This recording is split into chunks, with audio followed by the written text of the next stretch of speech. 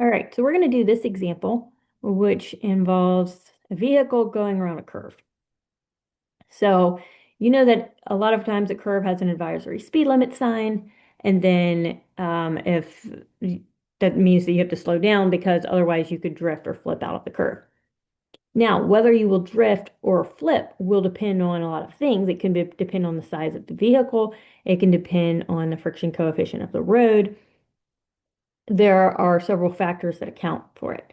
So in this problem, basically we're given a vehicle with certain dimensions. And so W here is the wheelbase. So that's how wide the vehicle is between the wheels. H is the height from the wheels to the center of gravity. Not necessarily the height of the whole vehicle, but the height to the center of gravity. That's really what's important here. And then we're given the weight of the vehicle, the radius of curvature of the road, and then we have to figure out if this vehicle is going to drift or flip first, and what is its critical speed, because that will be the speed at which either the drift or the flip happens. And we're given also that it is a dry day. So we will see, okay, can the car safely exceed an advisory speed limit sign, which let's just say if we're going around a curve, maybe the advisory speed limit sign is 40 miles per hour. So let's just say the advice equals 40 miles per hour. So we'll also see if we can exceed that speed. Okay, so first step to solving a problem is drawing the free body diagram. So we'll put solution procedure.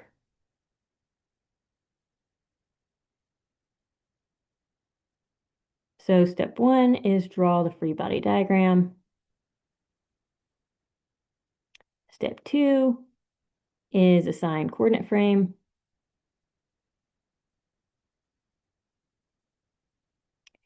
Step three is write equations.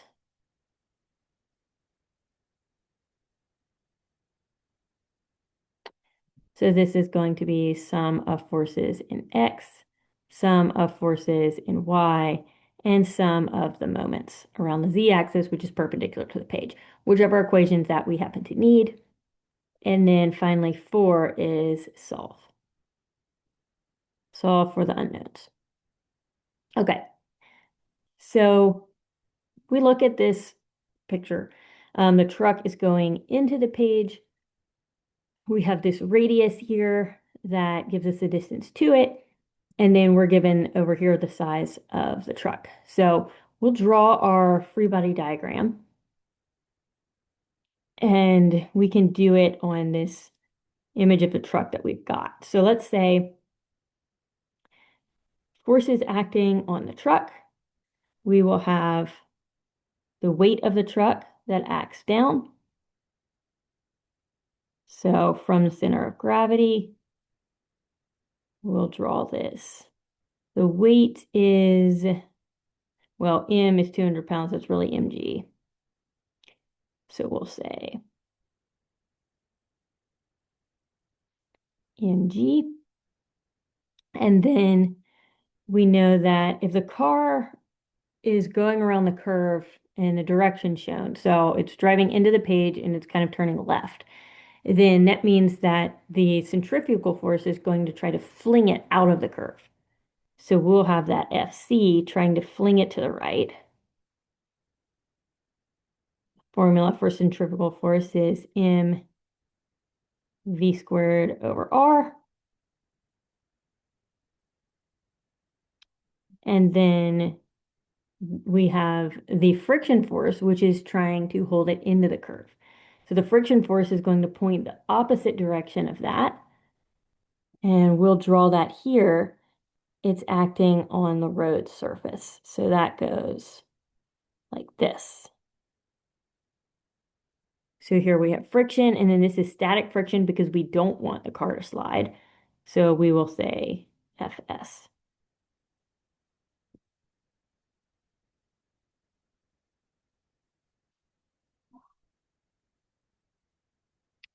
Okay. So then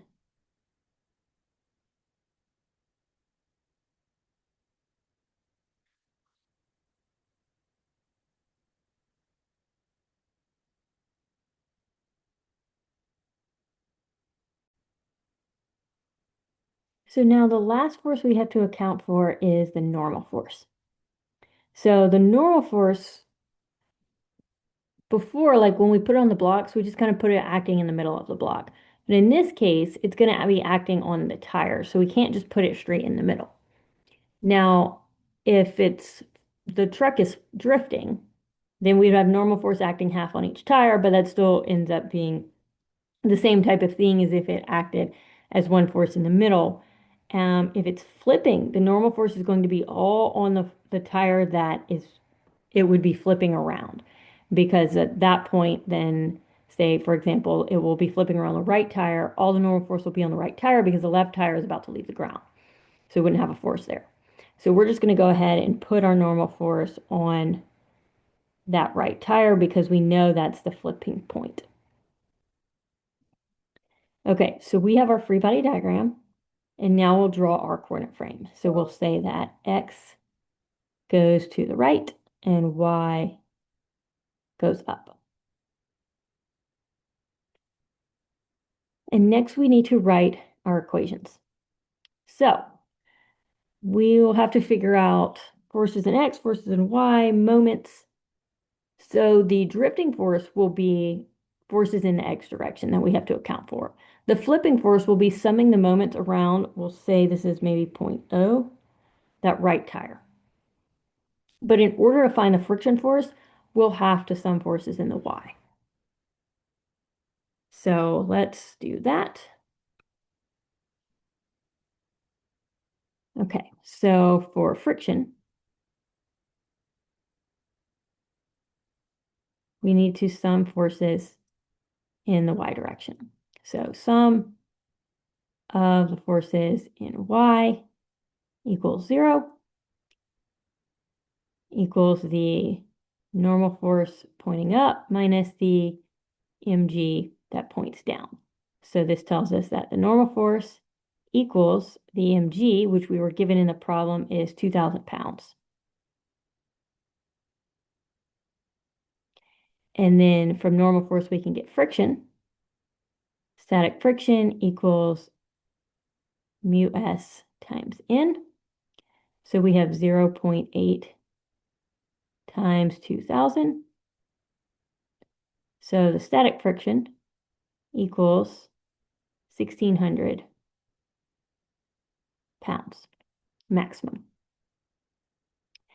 Okay, so we've got the friction force, and now we can check the drifting or flipping. So for drifting, that is a horizontal motion, so we'll need to sum the forces in the X direction. So we'll say drift, sum forces in X. And it's still static, so we don't want it to move, so that's why we'll say sum of those forces equals 0, because we're basically trying to figure out the critical speed, which is the maximum speed that it can go without drifting. So we'll say that sum of the forces in the X direction equals 0. And so here we have the centripetal force, which is the mv squared over r that points to the right. Mv squared over r. And then minus that friction force that goes left. Fs. And we can solve out for v. Now, this is m, and what we were actually given in the problem is the weight, which is mg. So in order to get the real m, we have to divide the mg by g, which g for English units is 32.2 feet per second squared. So let's just make a note of that. G equals 32.2 feet per second squared English units. This is the same as the 9.81 meters per second squared for metric units. Okay, so the m equals to the 2,000 pounds over the 32.2 feet per second squared. Okay, so we can go ahead and plug everything into here. We will get that Fs equals m v squared over r. Now the Fs is 1,600 pounds. And then we have the m, which we got over here was the 2,000 over 32.2 times v squared. And then we have to divide by r, which we're given here, r is 200 feet.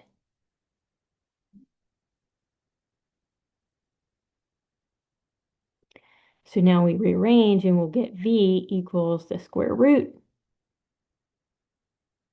of all this stuff. We have 1,600 times 32.2 times 200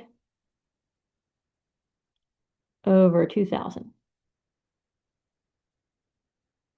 And this comes out to be v equals 71.8 feet per second. So this is the speed for drifting.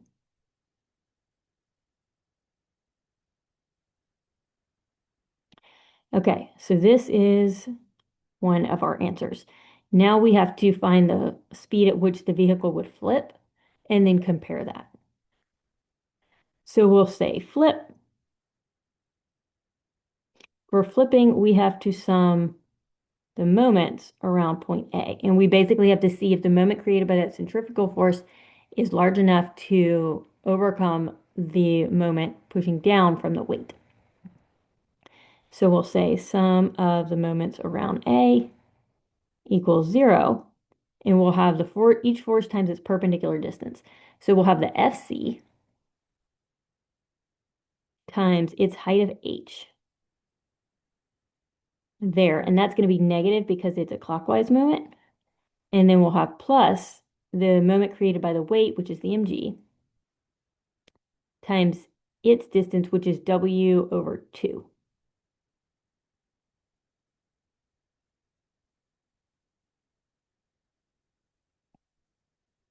Okay, and so we'll replace FC with that mv squared over r. So we'll say mv squared over r times h equals mg w over 2. And now we'll just cancel these m's, which is fascinating that the tipping speed does not actually now depend on the mass of the vehicle because it canceled there. Anyway, so we can go ahead and plug the numbers into this and then rearrange. So we'll have v squared times h, which we were given as 4 feet, divide by r, which is 200 feet, equals g, which is 32.2, times w, which is 6 feet, divided by 2. So then we rearrange here and we get v equals square root. All this stuff, we'll have 32.2 times 6 times 200 over 2 times 4. And this gives us v equals 69.5 feet per second. Flip.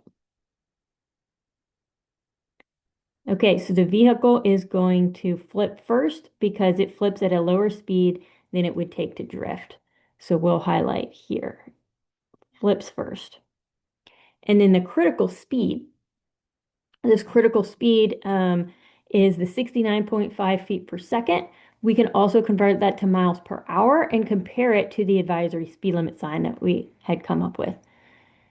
So if we have 69.5 feet per second, we'll say v equals 69.5 feet per second times 3,600 seconds in an hour times 1 mile over 5,280 feet. So this will cancel seconds. Seconds cancel, feet cancel. We get miles per hour. And this comes out to be 47.4 miles per hour.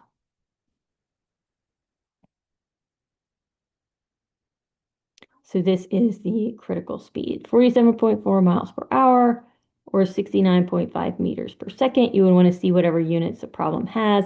But this tells us, okay, if it was 47.4 miles per hour is the safe speed, then it can exceed that advisory speed limit. So we'll say that 47.4 is greater than 40, can exceed. We can exceed, but really that's because this is dry. So if the ground was wet, the coefficient of friction will be like half of that, and we probably would not be able to exceed. So that advisory speed limit sign is a good thing to pay attention to, and it really also depends on the conditions of the road, because that is going to affect the speed that you can go.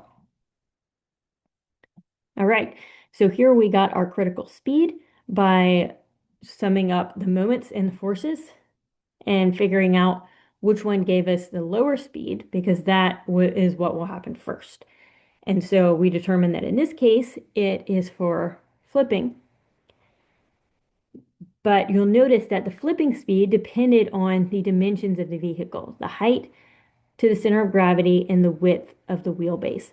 Whereas the drifting speed only depended on the friction, the flipping speed did not depend on the friction.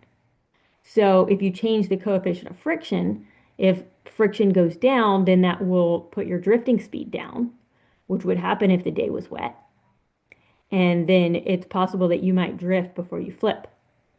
If you lower the height of the vehicle, then that brings the center of gravity down.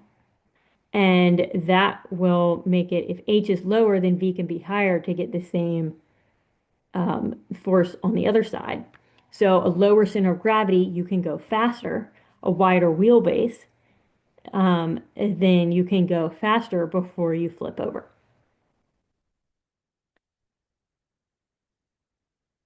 Okay, so now we're going to do the ladder problem.